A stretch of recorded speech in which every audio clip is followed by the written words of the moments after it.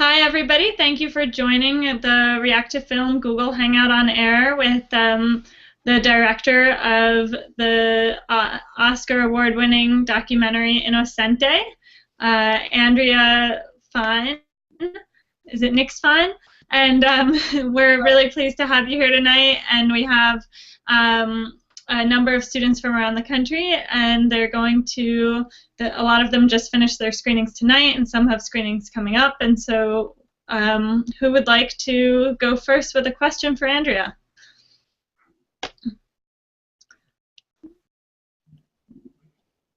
Nobody. Shy. Well, I'll go ahead and ask you, what inspired you to make this documentary? How did you find Inocente and get the idea for the film? Mm-hmm. We were initially, I think, sparked to do this by something that we read. We live in D.C., and we read in the Washington Post a statistic that 1 in 45 kids in America are homeless or experience homeless conditions, and that just seemed a little improbable. It didn't seem to add up, and even though this was kind of happening during the housing crisis and everything like that, it still seemed like just an inconceivable statistic. So the more we started looking into this, the more we started thinking about, well, why don't we know this? We are, well-read people. Even though we understand this is a problem, we didn't understand the extent of the problem. So when we did some research, it really showed that families were the new face of homelessness, and children especially were affected by this, but unlike any other population within the homeless community, they are the last people that ever want you to know that they are homeless. So we felt that this was an important story. We cared a great deal about it, and at the same time we felt that if we could find the right child or teenager to tell this story, that it really felt like that would make it very personal and accessible to people. And because so many of the kids really don't want to talk about it, we tried to think of a way of connecting their storytelling ability with something visual, so hence the desire for art. So we don't always do this, but we actually went out with a strategy to find a child who is old enough to be able to articulate their feelings and experiences, young enough to still have a perspective that was somewhat innocent, but also they're beginning to understand how everything works. And we wanted to find someone whose life was really impacted by art. So we started that way, and we looked all over the country for that. We did a lot of our searching on the phone. We would just call schools and homeless shelters and art centers, and when we looked, and actually the path to finding Inocente was just as powerful in a way to finding her, because we talked to a lot of kids, we talked to a lot of teenagers, and their stories were amazing. I mean, these kids, we talked to a girl who wanted to be an opera singer, and she, spent time living out of a car with her family. We talked to a kid who was this amazing musician, and his whole dream was to buy a Winnebago with his friends and travel across country, but he was sleeping in parks and things like that. These kids had beautiful dreams and impressive dreams, and it seemed like a very long road to finding them, but at the same time, the way that some of the parts that they were maybe less comfortable talking about, they could express in their art. So that's why when we came across Inocente, we put a call into a guy that was the head of an arts, Matt, who you see in the film. He headed up this arts program that served a lot of the homeless community, and when we described what we were up to, he kind of lit up, and he said, I think I have the girl for you, and you just probably need to come meet her. She's really not really comfortable ever talking on the phone, which was true. And when we met her, we were really moved by her, blown away by her, and her goal of wanting to share her story because she thought it could help other kids was why she really took the film on. And we could, that's always an important question before we start any film. We sit down because sometimes you're really interested in the person, but you need to ask why they want to make the film. That's half It's like the two sides of the penny, you know. So we met her, and she said she really wanted to do this so she could let other kids know that they weren't alone, and was open to sort of jumping in with us and going on the journey. So we did, and we started that in 2008, and we wrapped it up in 2011. So that's what you see, you know, on screen. Incredible. Thank you. We have a question from American University in Washington, D.C. Yay, DC. Okay. Hi. Hi, all. You got a nice little crew over here. Yeah. So just in terms of the bigger issue, even outside kind of kids that aren't presented opportunities as much, when you look at art education as something that's kind of failing in a lot of schools, like around this whole nation, how do you see that situation being alleviated and people really, school districts or superintendents or whoever it is, start to understand why these programs are so important? And I feel like this conversation's been going on for many years. It's not totally new, but I guess two parts. So how do you kind of see that situation being alleviated, and in what way do you think college students that are really passionate about art or that have kind of the drive to do something about the issue, how do you see ways for them to get involved and to really push this cause? Yeah, two great questions. Thank you. So the first one is, how do we see people paying attention to something like this, right? That's what you're asking. And I think our answer to this was this film, right? Like, we're not activists, we're not policy specialists. I don't necessarily have an answer to how do we solve the homeless problem in this country, but I do have the craft and the ability and the desire to showcase what does that look like, what does it feel like in a way that's dignified and respectful and connective. So it feels like, not the other. I feel like that's our goal in any of our films, is how do you make someone not other? How do you make them, like, you look them in the eye? That's why we actually do that interview style that you see, that you're looking directly at the person talking to you. It's something we started. It's not like we came up with that idea, other people do it, but it's something that we felt very strongly about because it's connective, and that's the whole point. So in that sense, how do you get people to pay attention? I think that's part of it, is make them care. How do you make someone care? We'll make them connect. And that's why we make the films that we do for our doc, our doc work. And I think, what can college students do? I think there's two sides to that. I think everybody's got an internet connection. You all live in DC right now. You may not come from here, but you live here now. So then you pick up and figure out, well, how can I get involved? Like, for example, the DC General, which is the hospital that was shut down, has been used as a family homeless shelter in the city for the last few years. I just heard it's going to be shutting down. So where are all those families going to go? And how are those kids getting provided? Perhaps it's a way of saying, how do I perk up and figure out what's happening in my own city? That's the first question. And then there's other arts programs. I mean, getting involved with a lot of other, it's funny, I kick myself. I went to school in a small liberal arts college up in Maine, and Maine is a really poor state, and I have to say I rarely left campus. I don't know what my problem was, but I rarely did, except to go abroad, but I didn't actually drive off the campus or make much effort to ever figure out what was the town I was living in, and I think a lot of college students do that. And I think you have the opportunity to get involved in the community that surrounds you. So find out, like, what are the art programs? How can I get involved? What are the volunteer art programs of getting involved with the schools that are nearby?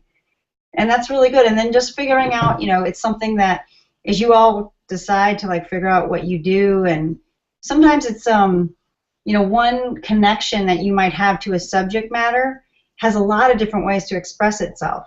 Like, it's very interesting, like, if you work for Human Rights Watch, all those people, like, you wouldn't expect a lot of the people at the head of HRW are lawyers, but they need people who might be strong in finance, might want to support, like, how do they conduct themselves as a business. And then at the same time, you might have people who do things like art therapy, and they're like, hey, how do I get involved with that? So it's almost like any way you can think about how you express yourself and your professional needs, you can still apply it to something that has a social impact, if that makes sense. Absolutely, that's great. We're really happy to have you talk about some of the action components because that's a huge part of what reactive film is about, not just watching the film but reacting and getting involved at the local level. We have a question coming in from Pace University, and they want to know, how did Inocente react to hearing her mother's interviews? Gosh, Innocente's relationship with her mother is really interesting. It's endlessly fascinating for us as filmmakers, and it's complicated. I mean, her and her mother are only 15 years apart. You know, her mother had her when she was Innocente's age. So it's very interesting to watch how the relationship changes and goes through that. And I think the funny thing is that they were saying things to us that they couldn't say to each other.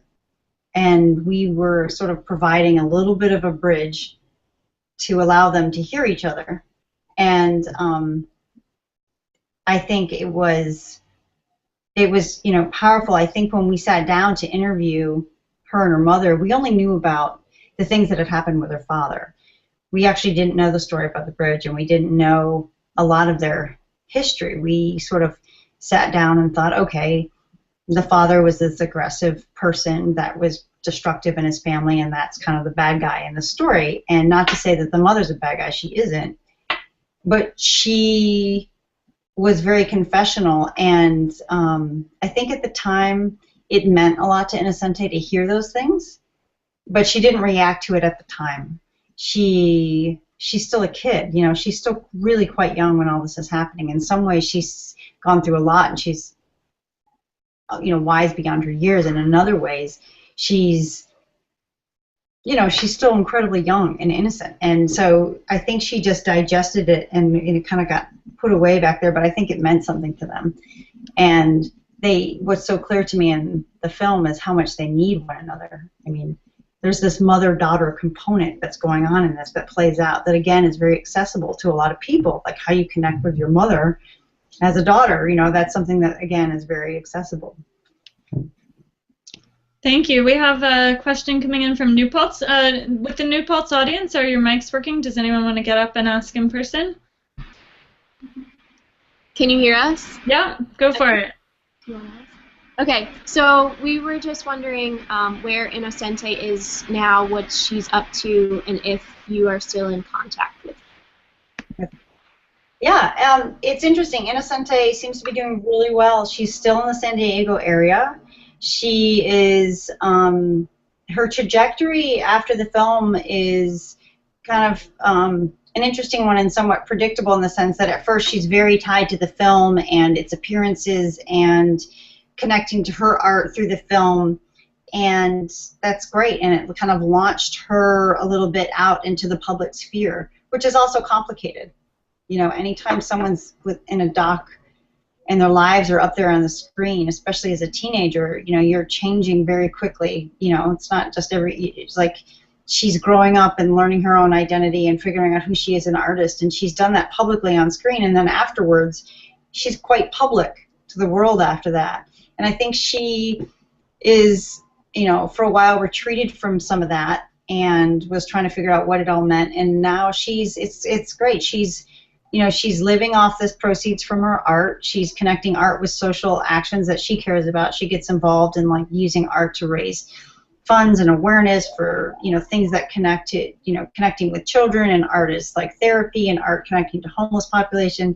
And I think she went through a time where she was really going around to a lot of film festivals and doing a lot of talking and a lot of traveling, and it exhausted her. And I think you don't know what your limit is until you cross it. And I think she did, and I think she needed to become a little more private, and then really just start to figure out who she is after all the attention, and what does she want now. So she's doing well. You know, her mom just got married and had a new baby, and she's like a sister to that baby, and, you know, she has an apartment that she had, and she sometimes lived with her mom, and then sometimes she has her apartment, and she raises rabbits, and she's very much Inocente. Like, she kind of charts her own path, but I think she's doing quite well. Excellent, good to hear. We have a question from Fordham University, and they want to know, were there any additional side plots or moments in Inocente's life that you wish to include but didn't make the final cut? Oh, Ask Like a Filmmaker, right? Ask Like a Filmmaker. Yes. This film, we weren't sure its length. Every film, I think, kind of has a natural length that it sits in your own mind. And unfortunately, that length doesn't really fit broadcast standards or theatrical standards. It sort of fits the story. So our first cut of this film was 63 minutes long, and that's the best length it could ever be. But 63 minutes doesn't a feature make. A documentary feature is usually 70 minutes plus. And 7 minutes extra is a huge amount of material, and it would just ruin the movie. And we had footage, but so we had to take the hard line of, like, do we make this a documentary feature or do we make it a documentary short? So we made it a documentary short. But we used to have an entire intro about how her mom, literally about her birth, how she was named, what her grandmother said about her, how her mom came over from Mexico in the trunk of a car, how all these things. It was a whole open and set up, and we even filmed in Mexico to do that, and it kills you. It just kills you when you drop that out. But the film is stronger at a tighter length, and it's stronger because I don't think it would have been as successful at a longer length. So, yeah, there's things. There's things that we left off. That's painful, but that's probably the one that hurt the most. To leave out. And, there's the funny little, small things, like when she went into interview for Tucson, where she ended up staying. It's kind of that, shelter system for the teenage, kids that you see her, being talked to by that guy. And there's this really funny scene of her, like, going up in the elevator with him, and there's, like, music playing, and they're looking awkward, and it's just this really funny little moment. And then he sits down and interviews her and asks her some health questions, which are really telling. Like, she'd never been to a dentist in her life, and she'd barely ever had a physical. And she, starts to tell in a little more pragmatic fashion those points in her life, which, she says quite matter-of-factly, but it's really, some of it's a little chilling, and it's important of her story. Things like that. We lost certain scenes that we had to make the length of the film work for a documentary short. But those are the kinds of things we missed. But I think the mother's story was the one that hurt the most to lose, because it was important to us to make Carmela, her mother, a sympathetic character, because I think she didn't succeed all the time, but she actually tried with Inocente, and she grew up with Inocente, and she's trying with her younger brothers, and it doesn't mean she didn't make some pretty grave mistakes, some really horrible mistakes. But I think it just helped you better understand how she was really trying to just teach herself how to be a parent and an adult at the same time, while living in a country where she didn't speak the language and had no connection to anybody and had 3 kids in tow. Thank you. Yeah, it's really interesting to hear that side that we don't get to hear. Do we have a question from Ohio University? I know you have your screening coming up, right? No? Okay, we're going to go to New Paltz. We'll let you think on that. New Paltz has another question.